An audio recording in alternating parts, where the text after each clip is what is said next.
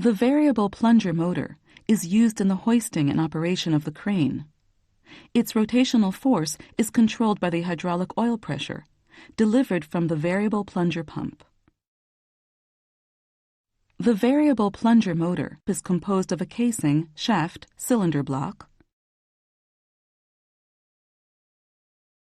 swash plate, plunger, valve plate, and other components.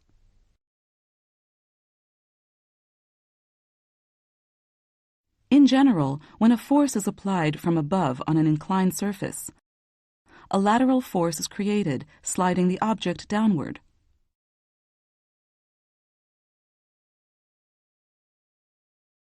In a variable plunger motor, the pressurized hydraulic oil creates this lateral force by using the cylinder and plunger.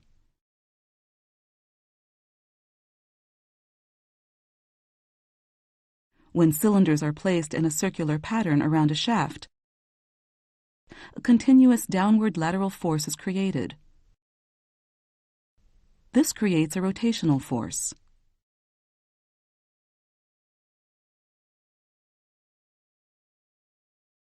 By adjusting the inclination of the swash plate, the rotational speed and torque can be adjusted.